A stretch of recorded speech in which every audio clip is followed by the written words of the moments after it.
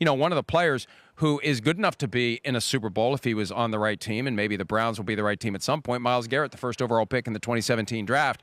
Roger Goodell mentioned that there will be a meeting between Myles Garrett and Roger Goodell early in the offseason to determine when, how, if Garrett will be reinstated. We had forgotten all about him. I know. That moment, that most troubling moment we've ever seen during a game where a helmet is removed and actually used as a weapon against another player. Garrett's still suspended, but a meeting coming fairly soon to determine what his status will be. No, you're right. It's kind of got lost in the shuffle just within the season, everything like that. But this will be, remembered as one of the more gruesome events in the history of the NFL, certainly. I mean, it just didn't look good. And, what was it? What week was that game, Mike? Pittsburgh-Cleveland. I mean, about halfway through the year. Thursday in November. Yeah, right. So, again, do you think he deserves to be reinstated at this point? Do you think this is something that should go into the next season? Again, I know this is not a bad guy, Myles Garrett. I get that. He's got a little bit of a reputation for late hits on quarterbacks, all right? But that, to me, again, was one of the most egregious things we've ever seen in the history of the sport. And I'm going to say I also don't love the way he handled it after that.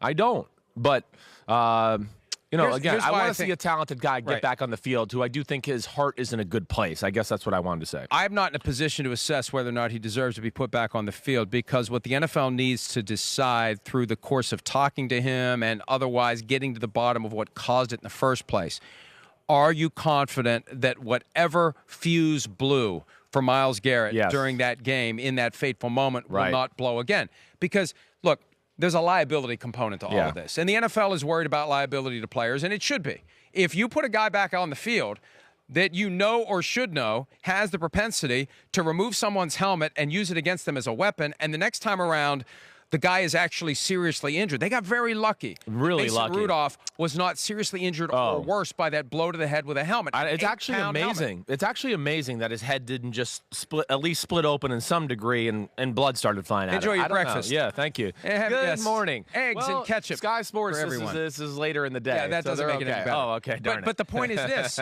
You have to dot every I and cross every T before you let Myles Garrett back on the field. So there will be pages and pages of assessments of Myles Garrett. Is this guy someone who is a risk to do it again? Because if you put him back on the field and he does it again, the argument's going to be, you knew he could have done it because he's already done it. You're right. Or you blew the evaluation of the human being and where he's at mentally and the fact that he might do it. You're right. That would be huge repercussions for the NFL. No one has ever done what he did specifically. We've seen guys swing helmets, but we've never seen someone actually make contact with that helmet. And you need to be sure he will never do it again, no matter what the stress is, no matter what the frustration is, no matter what is said or not said. You need to be 100% sure he's not going to do it again. And you ultimately need to be able to sell to a jury, if it comes to it, that you did everything in your power to conclude that he wasn't going to do it again. But the problem is, if he does it again, that proves that you failed. Well, yes, because you the failed. mere fact that he does it again, hey, you failed to determine that there may be a chance he does it again. And that's why, and we go back to this whole concept of it's a privilege to play in the NFL.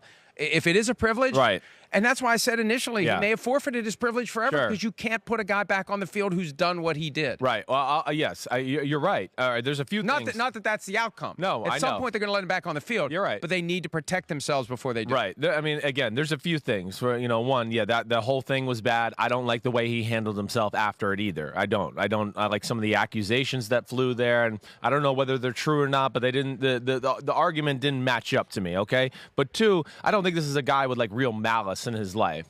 This is a guy that earlier in this year had a fan punch him in the face in the car, right? And he did nothing. So and then the other thing I would throw into this, Myles Garrett, again, I'm all for. I think he's paid paid the time. He did the time for the crime, right? I think you should reinstate him at some point. I don't disagree with that. I know. You just have to be sure he's not going to do it again. I get you. I know that, and I'm just trying to just give a little perspective to the player too. This is a guy that's had no off-field issues. Had a few late hits with the quarterbacks that we mentioned earlier in the season, and I just mentioned it earlier in the show.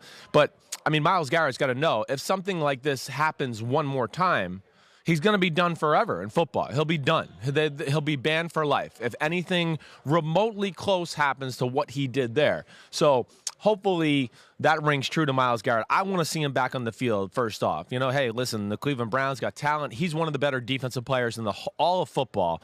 But I hope he learned his lesson. And, yeah, you're right. The NFL has to be careful about when they throw him out there again. Hi, I'm Mike Tirico, and thanks for watching. Make sure to hit subscribe for the latest news and highlights from NBC Sports.